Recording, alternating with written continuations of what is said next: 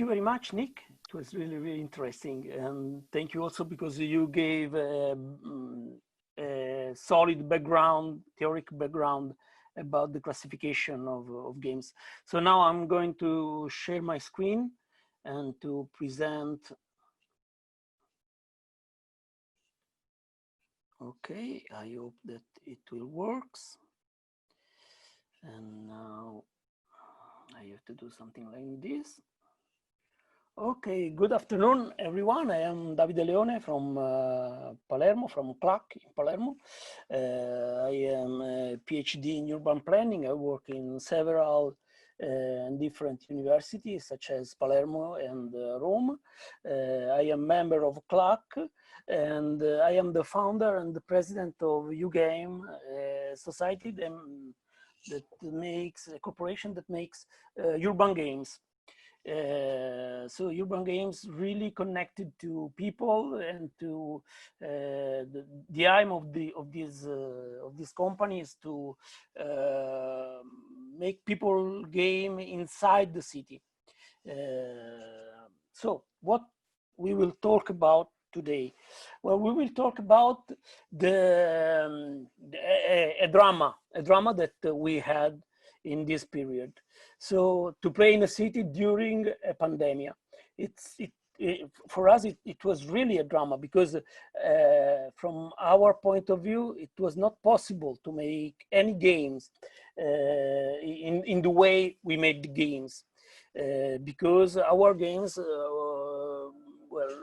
really need a lot of people to play, a lot of people to stay together. So we have three parts of this presentation. The one is the quarantine quest. So what changes during the quarantine period? The other one is about the open world games. So what are the open world games? And the third one, the end, that I hope it is a happy end. It's to play or not to play with the world. And it's how we force the situation to make another, a different environment for our games. So first of all, the quarantine quest for us, it was really a peculiar moment because normally we live in a physical world. It is what we call the real world. It's clear. The main function of this kind of space is to meet each other and to interact. We invent the city to augment the quantity and the quality of interaction. Agora for the Greek cities is a very big invention because it was a booster for interaction. And from the Agora to our times, we made a lot of invention inside the city to augment the capacity of the city of improve quantity, quality, and quality of interaction between people. But during the quarantine, these kind of things, the city outside the doors of our houses, there could be nothing. We don't need anything that was represented by the city itself. So during the COVID-19 era, we are inside our houses, and the only interaction space we have is the social networks and meeting platforms. Normally, there is a space out of the doors of our houses. During the quarantine, there could be nothing else. We don't need it. Okay, and it's really strange because in the meantime, it happens that during the quarantine, the interaction that was provided by the physical space of the cities is provided by other kind of infrastructures that are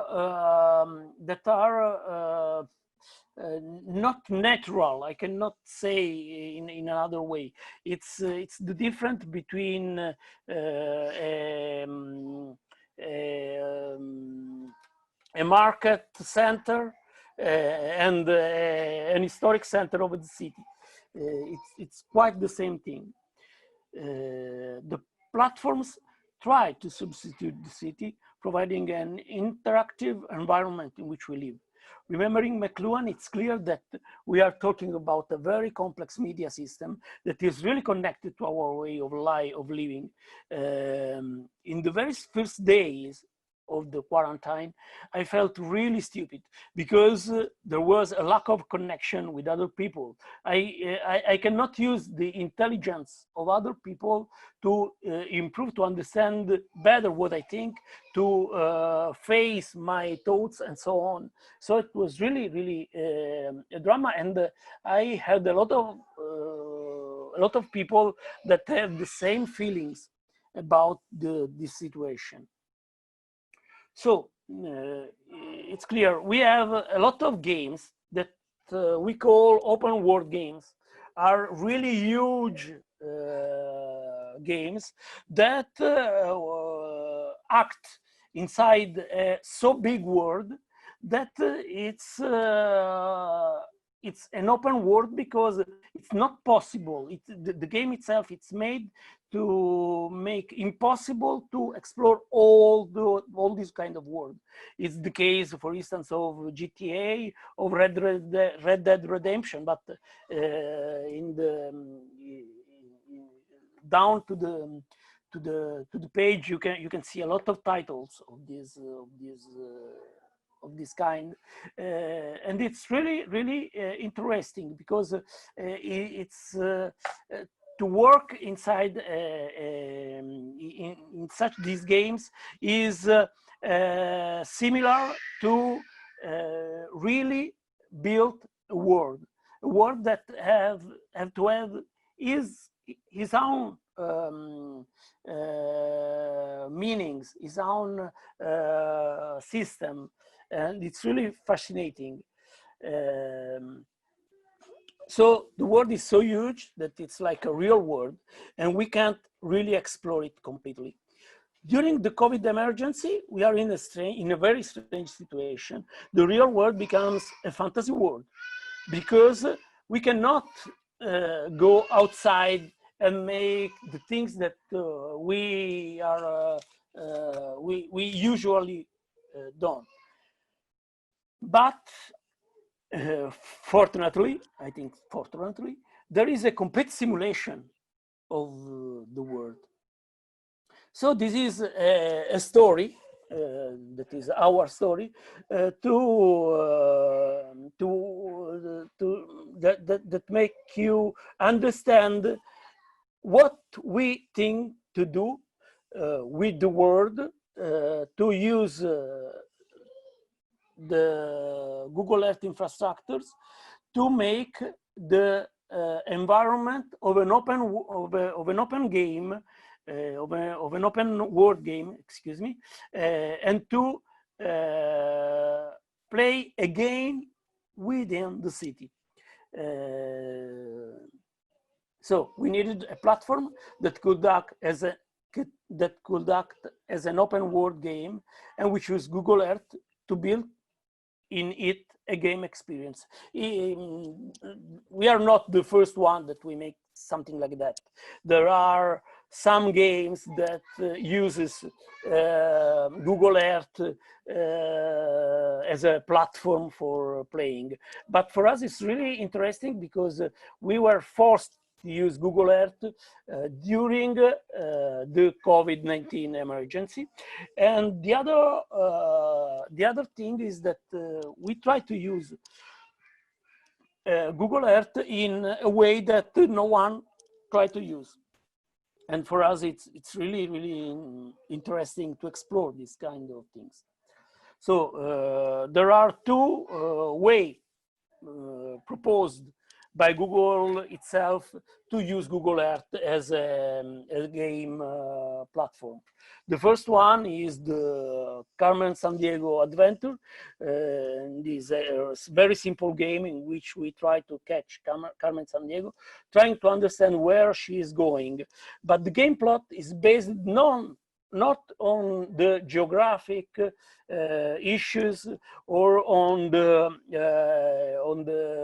360 views that we can use inside Google Earth, but is based on some witnesses that we have to interrogate and to understand where Carmen Sandiego is going, and we try to catch her. So it's really simple game, but it's not so interesting from my point of view. So the geography here is in the background. The other kind of games that Google itself proposed to us is the quiz. Well, they try to give us some questions about some topics. So, for instance, here it was about the trains, and but here the geographic exploration is only used as a prize for the correct answers. So if we answer good, we have the we will go to the place that is connected to that answer, but it's not really for our point of view. The game is not really connected to the game itself. So we made this kind of experience. This is a game developed by Game and it works on Google Earth, and it uses Google Earth as an environment, and we have all the world at our disposal, so we can go everywhere, and we have a lot of images of this world. Pratica 799 is the game we developed, and is a narrative experience that suggests to the players a great level of interaction. The space we use in the game is the real one, but it's another kind of reality. It's not the real reality. Is the image of the world inside the simulation of Google Earth, but we are still playing inside the cities. So we use 360 degrees photo provided by Google Earth, and we put the player inside a crossroads story. To solve the games is in charge of the players.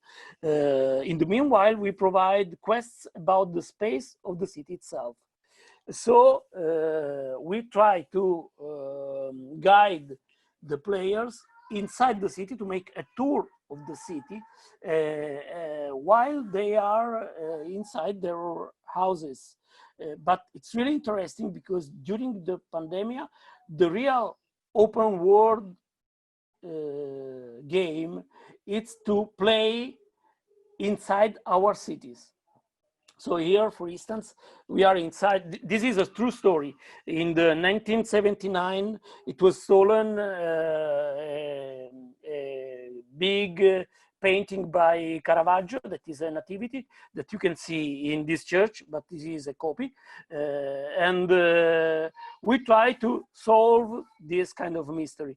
And we go around in the city to using the city itself as as in an adventure game.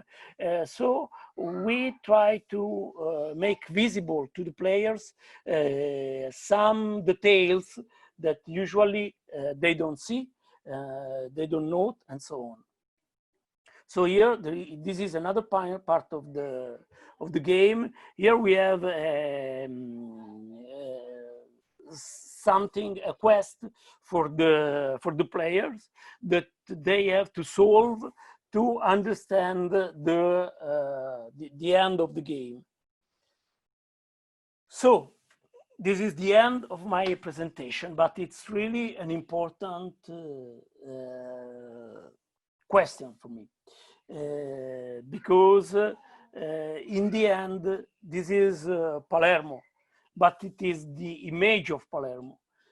I cannot go outside of my house for 2 months, and maybe it will be a situation that can occur once again. But maybe this is not a city. The virtual one, it could be not considered a city. But are we sure that we cannot consider it as a city?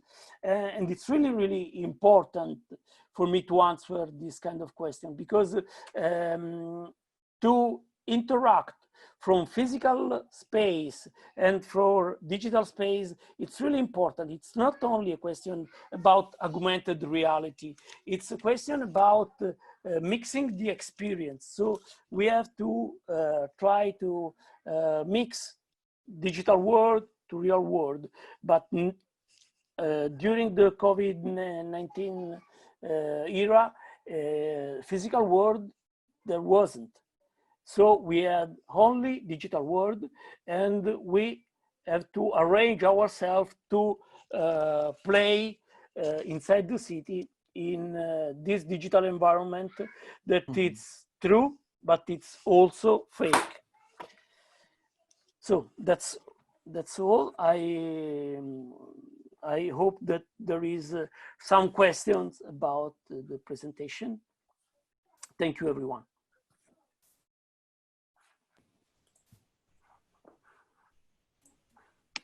Thank you so much, Davide. So now it's a turn for the questions and answers. I see that there's one coming from Malak, and I will read for you. This is quite an interesting perspective on how the actual city has become this fantastical world that has been gone out of reach.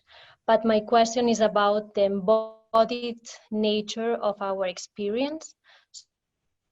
So by removing that physical element, how do you see the impact of the completely digital urban games?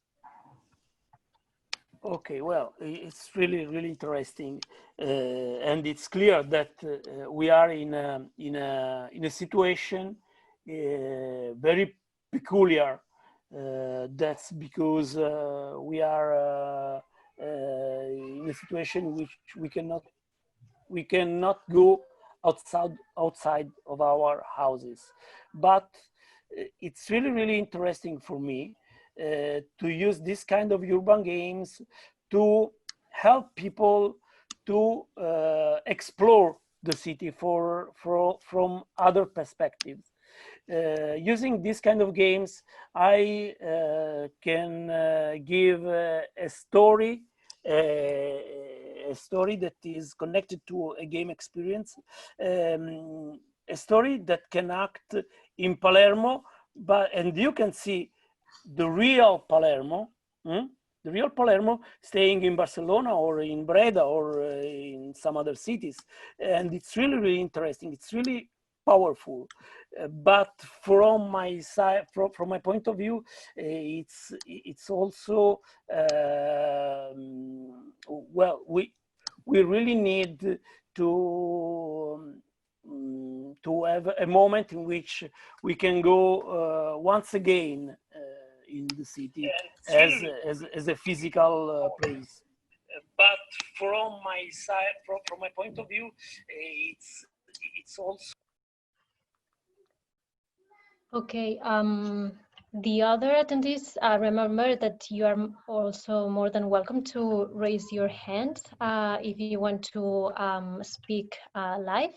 So you can either write your question in the Q&A section or either raise your hand and I will give you the floor to talk in person with the panelists.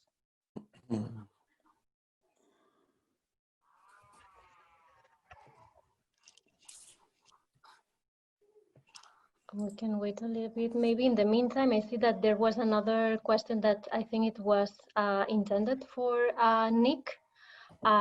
In the meantime, other questions come up. If you want maybe to answer that, is about which software, and of course it's open to the other panelists, but maybe Nick can start. Which software do you suggest to learn to create an urban game, to collect data or to propose the scenarios? Yes, that's a very good question. I think it starts first with the purpose of the game. The first game that we desire, basically you can already do it with Excel, for example, or some lines with code. But a game like Minecraft, it's a lot bigger and a lot more complicated. So there's not one good answer for the go-to software to solve this. Although it is very interesting to have that kind of software because it just isn't here yet, as far as my knowledge reaches. So I really think there's a huge opportunity in that, but it's not there at the moment. Okay, maybe can I answer about what we made inside the Pratica 799 game to make some analysis, because you can understand if all the game works inside Google Earth, it's not possible to make any analysis because Google Earth cannot provide you an accounting system and so on. But what we used is a mixed situation in which in some part of the game you go inside the Google form to catch some information from the player, so it's really simple. But from other using other technologies, that it's really simple. Here we use some link that are connected to a link shortener, so we can understand in which part of the game people are inside the game. So because it's clear, all the part of the games are made of hyperlink between one part and another. If we can understand where the player is, it's possible to understand when he stopped itself and so on. However, for us, it was really simple in this kind of game to integrate Google Forms and URL shortener to understand something about the players. Not everything, but something, yes.